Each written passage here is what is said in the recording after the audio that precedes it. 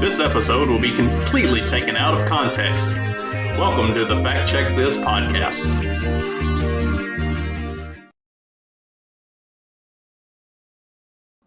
All right, Fact Check This daily. And what's really funny is, as I was, what the heck happened to my camera? There we go, better. All right, what's really funny is, as I was sitting here getting ready to do today's episode, I got to looking at some other stuff, and I found one that was a lot more interesting and I thought a lot more fun. But I'm gonna save that for Friday instead. It's not like it's gonna get old between now and then. It's an article from over the weekend, so it'll still be the same on Friday as it would have been today. I will not be doing one of these tomorrow. After I drop the kids off at school, I've got some other errands and stuff I have to run, and then my daughter has a doctor's appointment midday, and Wednesday is going to be a busy day. So I will not be doing a daily tomorrow. I just got too much stuff going on, too much running I got to do. But I've got some fun ones lined up for Thursday and Friday that I thought were pretty interesting. And honestly, if I hadn't already created the show title and everything for this one, I probably would have gone with one of those because they are more interesting than today's topic, at least in my opinion. But today kind of follows up a little bit on yesterday. So yesterday we were talking about the federal worker buyouts, and apparently so far 20,000 federal workers have already taken Donald Trump up on the offer to resign. So we'll see. It expires on Thursday, so by Friday hopefully we'll get some final tallies, and I'm loving it. That's amazing, incredible, awesome. Keep it up. In the meantime, we're going to continue talking about the Trump's buying out of America, as the liberals are referring to it. The second phase of Trump's buyout of America has begun. Trump and his billionaire allies are taking a vulture capitalist approach to government. I also thought it was really funny and interesting. This video, I'm not going to play the video because it's 8 fucking minutes long and it has nothing to do with what we're talking about today. But it does really pertain to yesterday's topic. It's Joy Reid talking about Trump's buyout offer for federal workers may not actually be legal, and all of the basis for why it might not be legal is because Joy Reid doesn't think it is. So that's MSNBC at its best.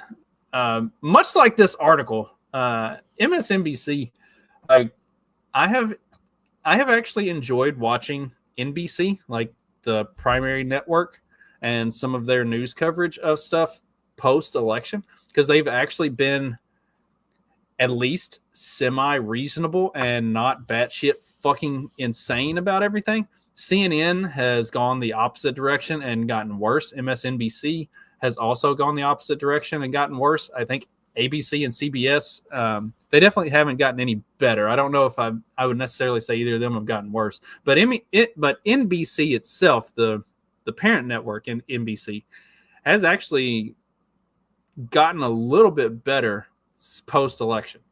MSNBC, on the other hand, has not. Not at all. They're going the wrong way, and it's fucking hilarious. So we'll just jump right into this. To contextualize a chaotic first 10 days for the federal government in President Donald Trump's second term, some have pointed to Elon Musk's purchase of Twitter. The comparison is apt. The email offering federal workers deferred resignations shared a title, Fork in the Road, with a November 2022 Musk email sent to Twitter employees demanding their loyalty or their resignations. But there's a broader parallel to consider. The Trump administration is taking a vulture capitalist approach to government. If the phrase vulture capitalist sounds faintly familiar, that's because it was a term used in the 2012 Republican presidential primary. Frontrunner Mitt Romney came under attack from fellow Republicans for his time as founder and CEO of Bain Capital, one of the world's biggest private equity firms.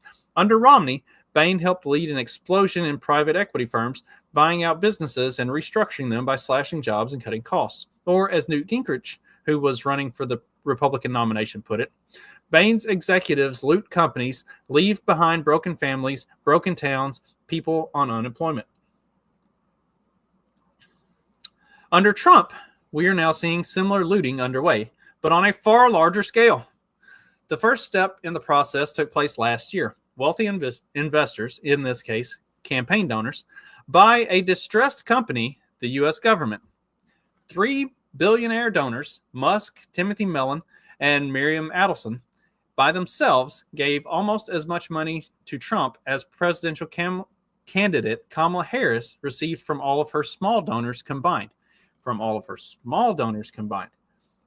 They never go into the details of talking about her large donors and the super PACs and everything that put over $1.2 billion into the Kamala Harris campaign. They talk about the small donors. Also, for the record, I'm pretty sure the combined donations of all of these three that they're talking about that outpace the small donors for the Kamala Harris campaign. I think all three of them combined for maybe $500,000. So I can't remember what the exact number was, but like Kamala Harris had $1.2 billion from some massive PACs and donors, but they want to talk about Trump's billionaires and the small donors that Kamala Harris had. Also, for the record, billionaires have been dumping hundreds of millions of dollars into campaigns for literally forever and ever and ever and ever. That's how the game is played.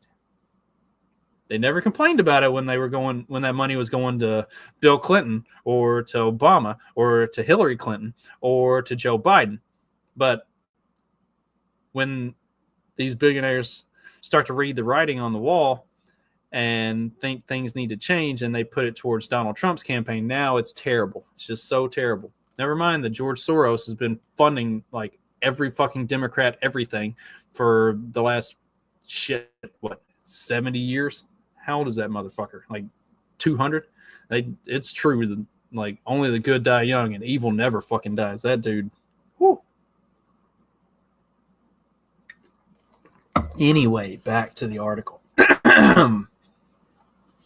Now we are in the second phase, where the new owners push a flurry of steep cuts, except to their compensation. In addition to the push for so-called deferred resignations, the new administration and congressional Republicans are hunting for ways to slash government spending, including up to $900 billion from Medicaid alone, to pay for more cuts for more tax cuts for the wealthy. Yes, that's why they're doing it. They're doing it to pay for tax cuts for the wealthy, not because our government spends $6 trillion fucking dollars a year while only bringing in receipts of $4 trillion. Because we're only running a $2 trillion national deficit every year on top of the already $30 trillion that we're in debt. Yeah, but they're trying to cut spending because they want to make more tax cuts for the wealthy. That's what's going on here. While the details of that bill are hashed out, Trump has doubled down on his plan to impose massive new tariffs that would hit low and middle income Americans the hardest. He reversed Biden era efforts to lower prescription drug prices for Medicare and Medicaid enrollees. All right, this is another like objective lie.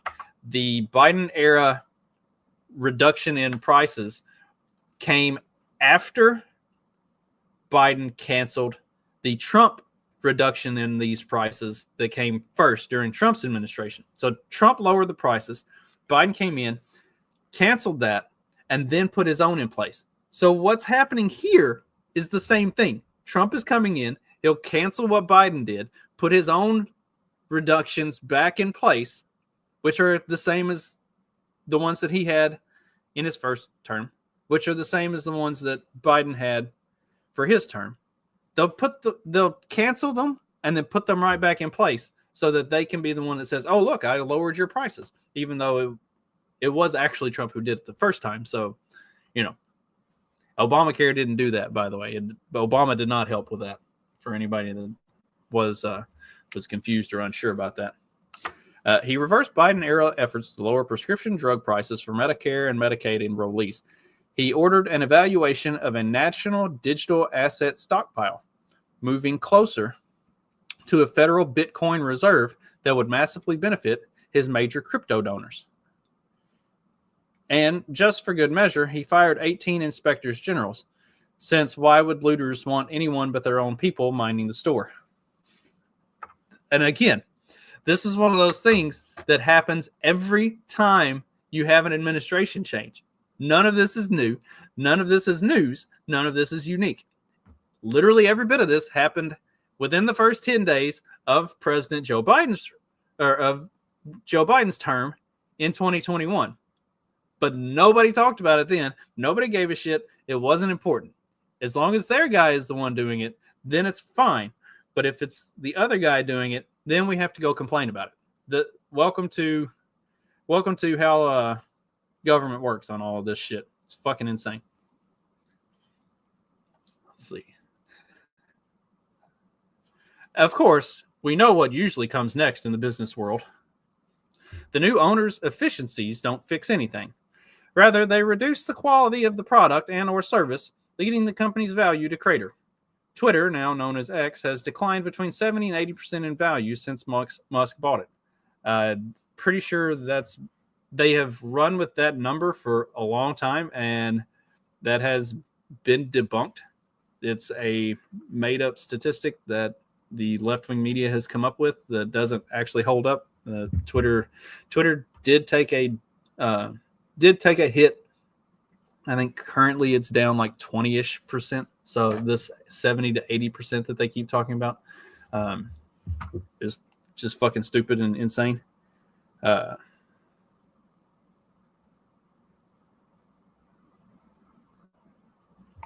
see. To make up shortfalls, executives cut even further, creating a doom loop until the company declares bankruptcy. And the people who drove the company into the ground walk away with their inflated fees and golden parachutes. They move on to prey on more workers while demanding the rest of the country treat their carelessness as genius. Okay, our country is already bankrupt. We're literally $30 trillion in debt. So, you don't fix that. But as the 2012 election showed, in politics, we can write a different ending to this story. President Barack Obama made the vulture capitalist attacks central to his campaign. One Obama super PAC even cut an ad composed entirely of other Republicans attacking Romney's record at Bain. The GOP nominee was never able to escape the negative associations with Bain, and Obama won re-election comfortably. Since the 2024 election, some Democrats have argued that the party should ditch arguments about Trump's threats to democratic governance and focus on kitchen table issues. But as the backlash to the president's now rescinded funding freeze showed, Democrats don't have to choose between these arguments. They can argue that Trump is asserting powers he doesn't have to help billionaires no one voted for to hurt the rest of us. Yeah, that's exactly what happened there.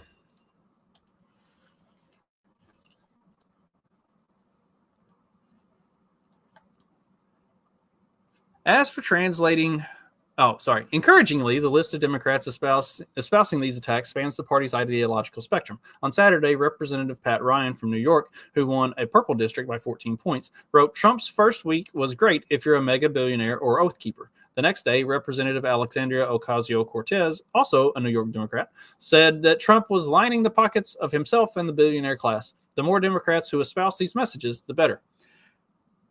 Except that this is what Democrats have been doing literally for forever. Also, this doesn't change. They only talk about it when it's the other side doing it. Every time. As for translating rhetoric into action, and also the mischaracterization of the funding freezes and a lot of the other stuff of the billionaire influence that they made a really big deal about Jeff Bezos and Mark Zuckerberg giving money to Trump's inauguration dinners and the inauguration parties and stuff, except that that's another one of those things that happens every single time. Big business owners cozy up to the incoming administration and donate to their campaign parties or to their inauguration parties. That, like, none of this is unique or special.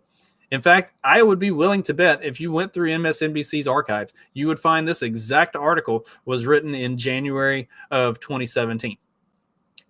I would put money on it, but that's neither here nor there. Actually, it might not have, because a lot of the billionaires and stuff were not on board with Trump first time around because they thought for sure that he was going to fuck stuff up for them. And he talked a big game back then, and then he didn't do it.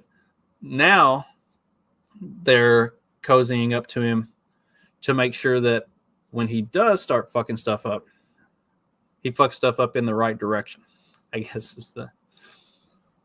is the way to look at it. Because he is going to fuck stuff up this time, for sure. As for translating rhetoric into action, Democrat state attorneys general are already filing lawsuits. But there's more that can be done, especially in the Senate. The simple strategy is no votes for the looting of America. That means no courteous bipartisanship for cabinet appointees who will kneecap government. That's fine. You don't have a majority, so it doesn't matter. Pete Hegseth got through with J.D. Vance as the tiebreaker. You don't have the votes. You can not vote for whatever the fuck you want. It doesn't matter. No polite negotiations over giveaways to the wealthy few, and no niceties for a White House that's all too happy to send this country to the junkyard. See, here's the problem with that is that the senators that they're concerned about who need to not vote for this stuff, they're also in bed with and have been getting their pockets lined by the same billionaires and the same big corporations and stuff that are donating to Trump and are going to be part of the sellout of America or the buyout of America or whatever you want to call it. So your own party is the problem. They're not going to get on board with what you want. They're going to say all the right things on Twitter that they hate so much and Threads and wherever else. And then they'll vote for what their actual owners tell them to and make sure that what needs to be done gets done so that they can maintain their status. See, when it talks about they'll get their golden parachutes and they'll move on to prey on more workers, that they'll sell this whole thing out and bail themselves out.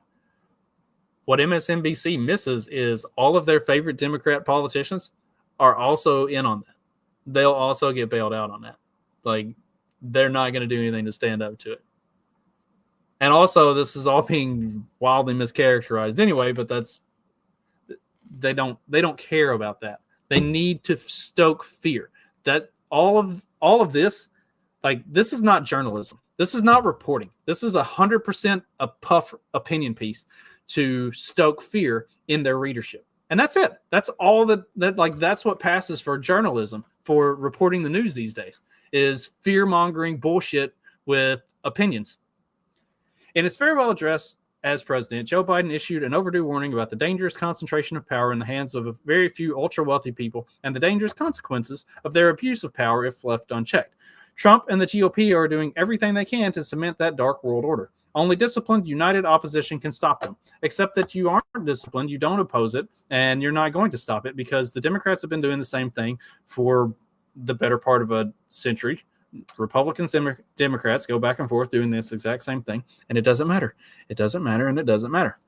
But this time around, it seems like they're all kind of getting on board with, hey, maybe this like Leviathan government that we have might be a serious part of the problem, and maybe we should do something about that.